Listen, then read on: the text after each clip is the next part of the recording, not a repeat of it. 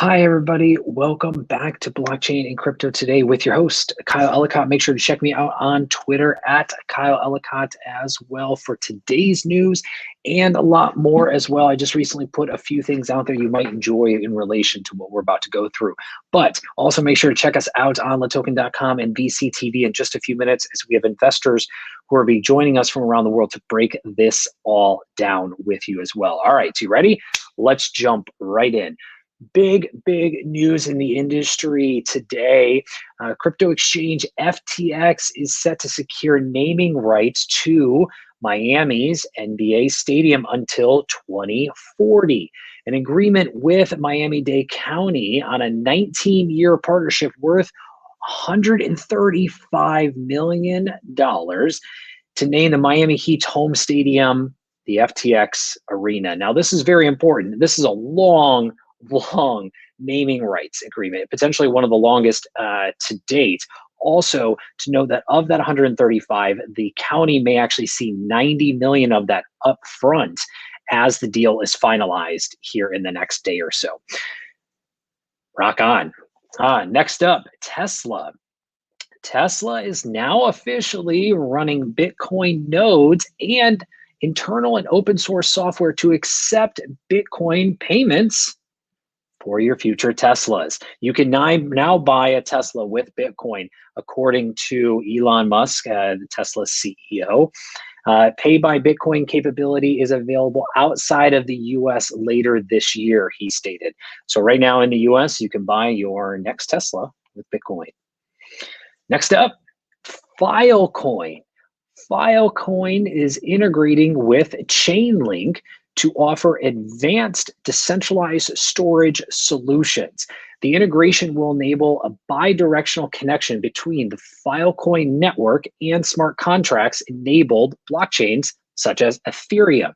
Smart contract developers will now have a full Web3 infrastructure stack, including blockchains for on-chain logic and state changes, Chainlink oracles for off-chain communication, computation, and Filecoin for decentralized storage and data solutions.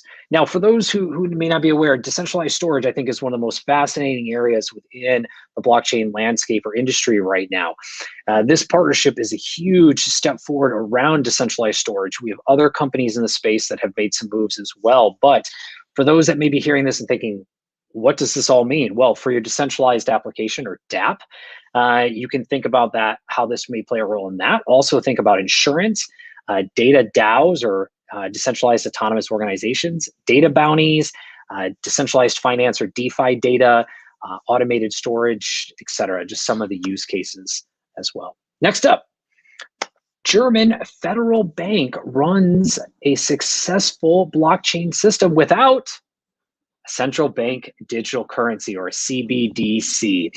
Germany's federal bank has run successful tests on a project which bridges the traditional finance infrastructure with blockchain technology. The system reportedly relies on two software modules which form a connection between the bank's internal system and a distributed ledger or a DLT as well. And instead of creating a token-based system, the bank simply creates an interface that initiates a trigger signifying that transaction has been settled and that money can safely change hands as well. So that is what's happening in Germany. Congratulations to the bank. Next up, the Bank of Jamaica, or BOJ, will pilot the central bank digital currency, or CBDC, in its fintech regulatory sandbox from May to December 2021, and is working with Ireland-based technology firm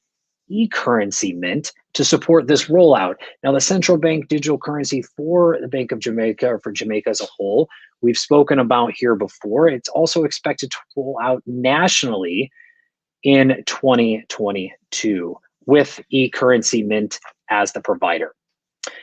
And lastly, congratulations to blockchain data provider Covalent for their recent fundraise, along with Lolly and blockchain.com. All great fundraising efforts for those in the industry today. Congratulations to others who we may not have picked up. But with that, that's your news of what's happening in blockchain and crypto today. I'm your host, Kyle Ellicott. Again, check me out on Twitter at Kyle Ellicott and also on VCTV later today, as we'll bring investors from around the world to break all of this and much more down around decentralized finance, fintech, and tokenization as well. Big thank you to the LATOKEN team along with Maria for making today's episode of Blockchain and Crypto possible. Everyone have a great day.